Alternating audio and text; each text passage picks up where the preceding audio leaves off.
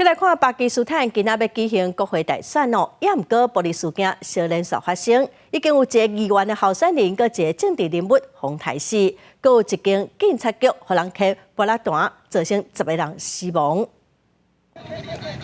巴基斯坦大选进前无兵争，武装分子拜一半暝对西北部一个警察局发动攻击，佮弄入去，而且佮伫遐弹手榴弹，造成10个人死亡、6个人受伤的惨剧。目前佫毋知影这个攻击案的主谋是啥，不过顶礼拜才有一个国会议员候选人和一个政界领袖红大死。另外，佫有一场选举造势活动，伫结束了后发生炸弹攻击，造成4个人无命。伊斯兰国已经承认犯案。 自从巴基斯坦政府和境内塔利班的停火协议在2022年讲袂成了后，当地伊斯兰正爱战的分子一直活动。这暴力事件嘛，互大家真烦恼。2天后就要举行的大选，巴基斯坦的政党长久以来拢是军方在换，加打毋捌有民选的总理甲任期做煞的。环球明星出身的前总理伊姆兰汗2022年红罢免，去年8月因为贪污罪假，无当来袂当参选。顶礼拜搁第3摆互判刑，罪名是盗窃国家机密、违法的国家礼品和违反再婚台婚期的规定。医生真称，但嘛真歹变心。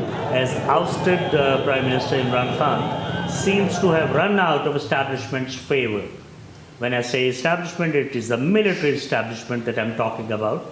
or the Pakistan Army, which is the Lord of the Ring. 分析认为讲，伫一场充满问题和争议的选举内面，把3摆做巴基斯坦总理，去年10月结束流亡转来，准备要搁一摆伫政界发展的夏利夫，将有可能第4摆做总理。但是伊的穆斯林联盟伫众议院要过半是真困难，可能变做摆卡国会。未来新政府不管要做什么改革，可能白卡白手。It will be difficult for this new government to take the big steps that are necessary to get this country back on track, and that includes critical economic reforms, structural reforms that are so needed to stabilize this economy and make it more